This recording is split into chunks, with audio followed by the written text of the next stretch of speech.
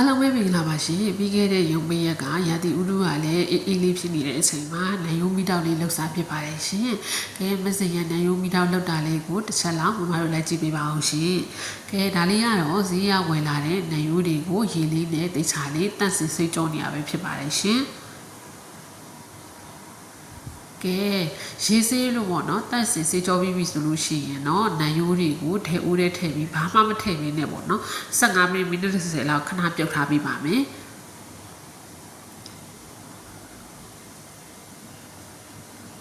ကဲပြုတ်ထားပြီးပြီဆိုလို့ရှိရင်တော့နိုင်ရိုးထဲမှာရှိတဲ့သွေးတွေအညစ်အကြေးတွေအားလုံးကိုပေါ့နော်ထွက်သွားအောင်ပေါ့နော်ဘာမှမထည့်ဘဲနဲ့ပြုတ်ထားတာအောင်မှာအပေါ်မှာရှိတဲ့အဖက်တွေပေါ့နော်အဖက်တွေကိုနိုင်ရိုးမှာထွက်လာတဲ့အဖက်တွေအကုန်လုံးပေါ့နော်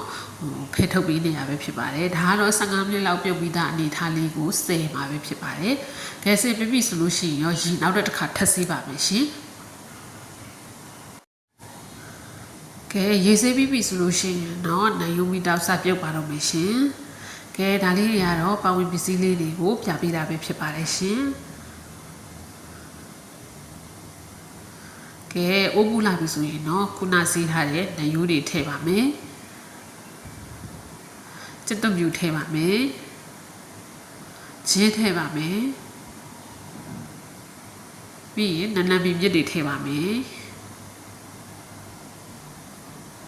ငရုတ်ကောင်းမုတ်တွေထည့်ပါမယ်။မဆင်ရတဲ့နေရာမှာငရုတ်ကောင်းအစီထည့်ပေးရမှာပေါ့နော်။ငရုတ်ကောင်းအစီမထည့်ရှိတဲ့အတွက်ငရုတ်ကောင်းမုတ်ကိုထည့်ပြီးတော့ရေထည့်ပြီးတော့ပေါ့နော်ပြန်ပြီးပြုတ်ထားပါမယ်ရှင်။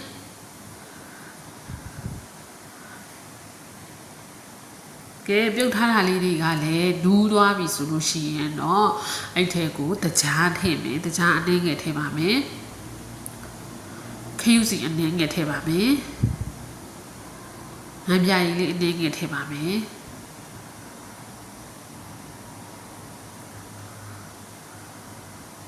ကဲအားလုံးထည့်ပြီးပြီဆိုလို့ရှိရင်ပေါ့နော်နောက်ထပ်10မိနစ်လောက်ထပ်ပြုတ်ထားပါမယ်ရှင်ကဲဒါဆိုရင်တော့ခုနာပေါ့နော်နံရုပ်ပြုတ်ထားတဲ့ဟာတွေကိုအကုန်ဆယ်ပြီးလို့ကြံတဲ့အရင်ပေါ့နော်ကျက်သွန်ဖြူနဲ့ဂျင်းနဲ့ထောင်းထားတာကိုထည့်ပါတယ်ကဲဒါလေးကတော့နန်းနန်းပင်နဲ့